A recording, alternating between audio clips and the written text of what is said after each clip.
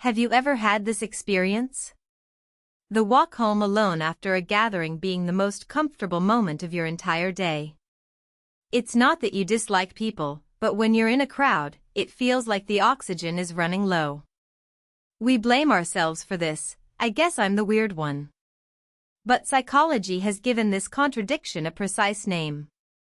And the moment you learn that name, the emotion you believed was loneliness starts to look completely different. This is not a flaw. It's a survival strategy your brain created. The moment a "let's go for round 2, everyone" message pops up in the group chat after a gathering, have you ever caught yourself already thinking up a bathroom excuse? It's clearly not that you dislike people. In fact, you can hold a conversation well and read the room. But when you're in a crowd, it feels like the oxygen is running low. Only after you slip out do you finally breathe. But when you get home and sit on the couch, something strange happens. Just moments ago you wanted so badly to escape, and now the photos in the group chat bother you. Everyone's smiling, and you not in the picture. Should I have gone? That thought creeps in. Go, and you suffocate. Don't go, and your mind is uneasy. Whichever you choose, you're not at ease. And then this thought follows, why am I the only one like this? Everyone else mingles just fine. This is where the self-blame begins. When you're at the gathering you want to leave quickly, and once you've left you regret leaving. This loop. Wanting to belong, yet suffocating when you do. We've blamed ourselves entirely for this contradiction. In psychology there's a concept called the need to belong. It's a theory published in 1995 by the psychologists Baumeister and Leary, and the core is this: the instinct to be part of a group is a basic human need, as strong as hunger or safety. Just as we seek food when hungry and a safe place when in danger, our brain automatically sounds an alarm when we're cut off from the group. When the signal of alone comes in, the brain judges it as dangerous. In fact, this research shows that when belonging is lacking, depression and anxiety rise, and even physical health worsens. It has a powerful effect on thought patterns, emotional responses, and cognitive processes overall. It's one of the most cited theories in psychology. The problem is that as this theory spread through society, it hardened into a kind of formula: if you don't have belonging, something is wrong with you. This formula begins to squeeze us. If you're uncomfortable at company dinners, you lack social skills. If group activities are hard, you can't adapt. If you're comfortable alone, there must be some flaw. Go to eat lunch alone at work, and you get, why are you eating alone? Spend a weekend with no plans, and people ask, you doing okay lately, out of worry. Time alone has become time with a problem. But studies show something interesting: an excessive need to belong actually damages relationships. Looking at a plan announced in the group chat, your finger presses attending first, even though you don't really want to go. The more the anxiety of "what if I'm the only one who bails" repeats, the more you get dragged around against your own will, until even your real relationships wear out. Is this formula, lacking belonging is the problem, actually true? Psychology gives a completely different answer to this contradiction. The problem isn't a lack of belonging. It's that our brains were designed differently from the start. So what does psychology call this state? There's one concept we need to clear up first: the ambivert. It refers to someone somewhere between introvert and extrovert. Someone who actively voices opinions in meetings, but after work doesn't want to see anyone. Swinging between extroverted and introverted depending on the situation. You might think, is that me? But there are people this alone can't explain. An ambivert switches modes depending on the situation. Fits in well at gatherings, and is also comfortable alone. But the person we're talking about is different. Someone who likes each person one by one, but suffocates the moment those people become a crowd.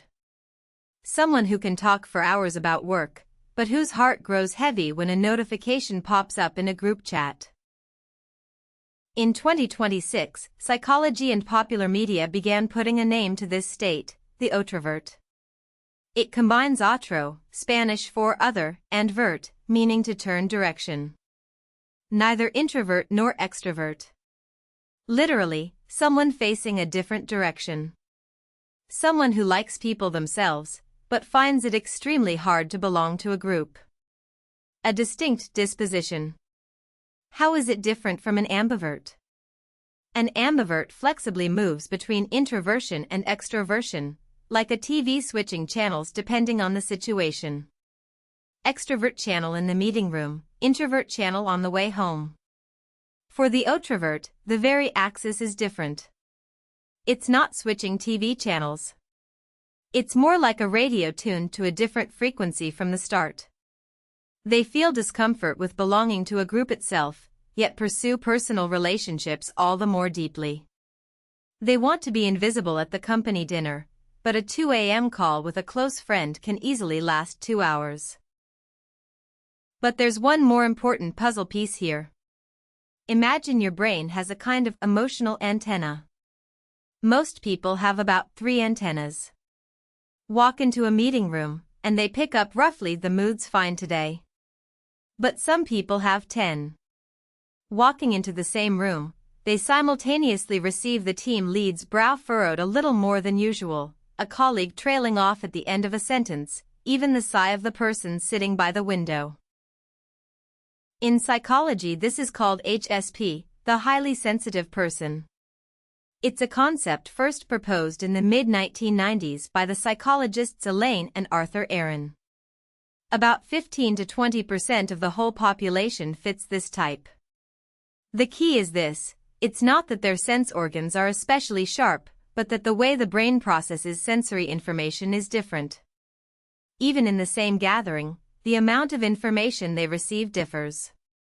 A person with 3 antennas only has to follow the conversation, but a person with 10 has to process the conversation plus the other's expressions, the tremor in their voice, the tension in the room. In smartphone terms, it's like having 30 apps running in the background. The battery is bound to drain fast. Their energy drains as they automatically empathize with others' emotions. So these people aren't avoiding. They're managing their energy. Just as we need a digital detox, they're people who need a relationship detox.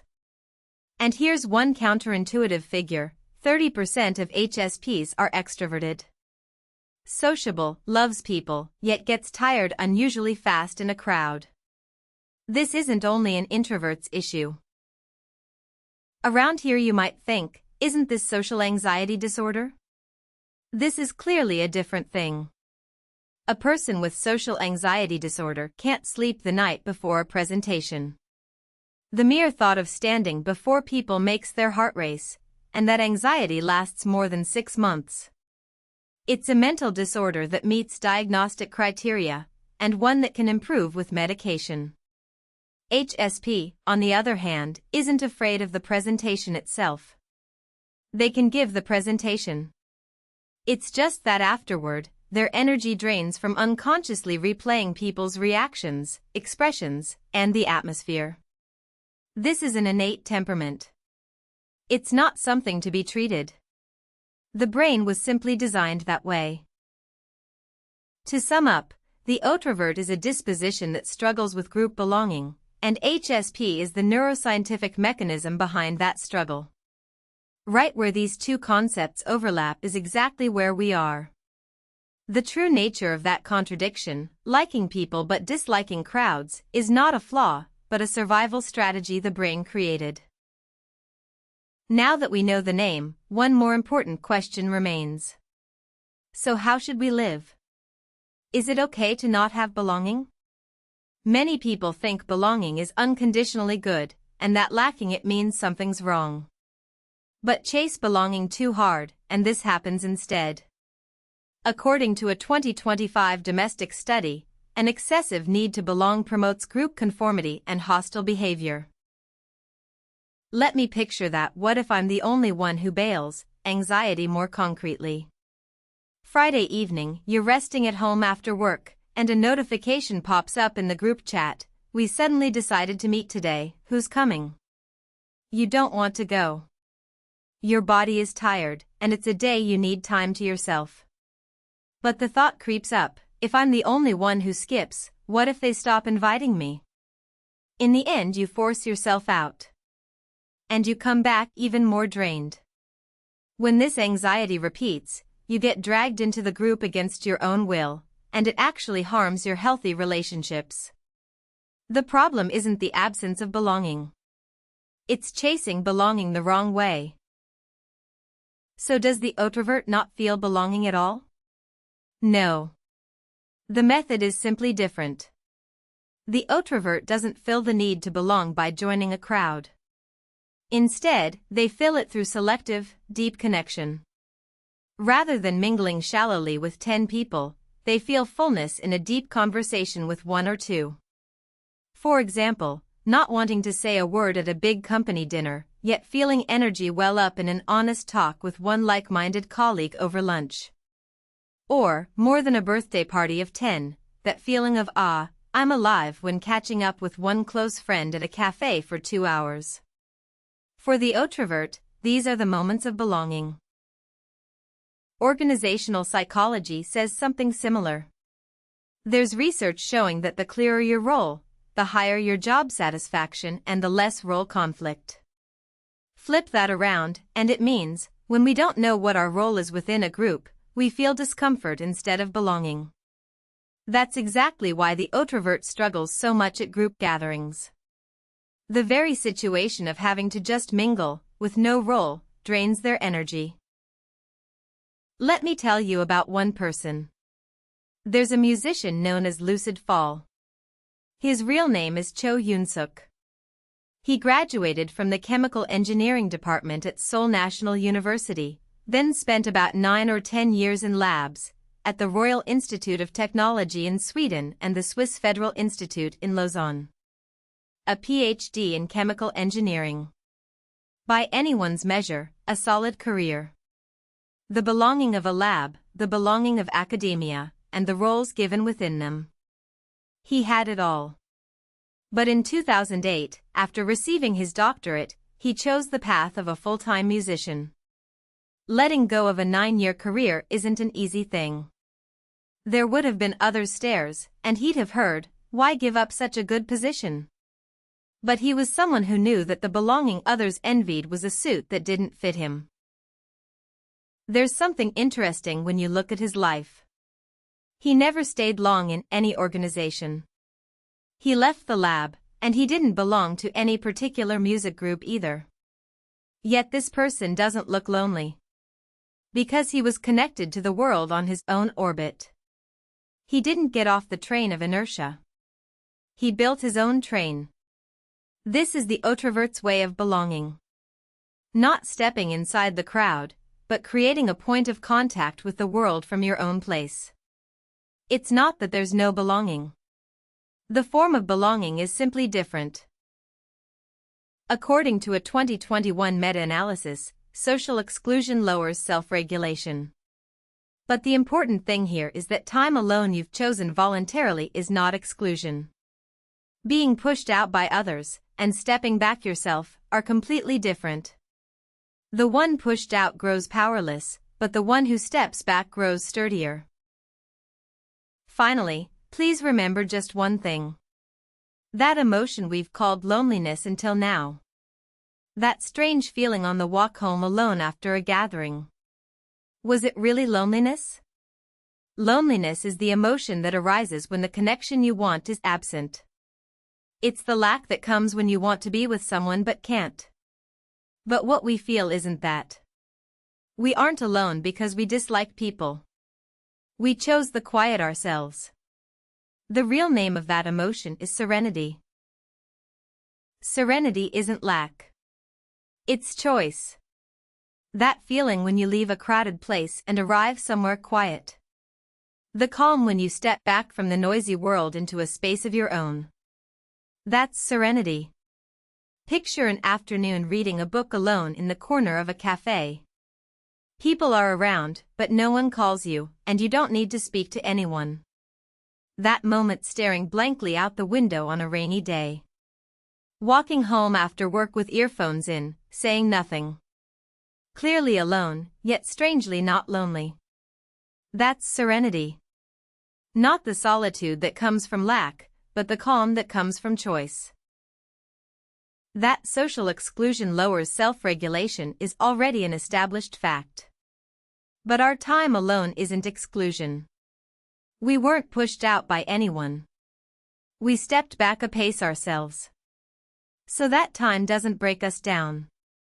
It restores us. Just as we need a digital detox, we need a relationship detox. When you feel lonely, try changing this one word: I'm not lonely right now. I'm at ease. Change just one word, and the weight of that emotion completely changes. Self-blame disappears, and time for yourself is granted. The question, why am I alone, turns into this time is one I chose. Giving an emotion its precise name, that alone helps us understand ourselves a little more. Liking people but disliking crowds was not a flaw, but a survival strategy the brain created. And the quiet time that strategy produced was not loneliness, but serenity. We aren't lonely. We're at ease. Just knowing this emotion has a name changes a lot. When you slip out alone after a gathering, you no longer have to blame yourself with, am I the only weird one? What we've learned today is this: liking people but disliking crowds isn't a contradiction, but a disposition called the Otrovert. The energy draining in a crowd was because you have more emotional antennas than others. It wasn't a lack of belonging, but a different form of belonging, and the emotion we called loneliness was in fact serenity. So next time, if the walk home alone after a gathering feels comfortable, it's not because you're strange. It's a sign that your brain is working exactly as it should.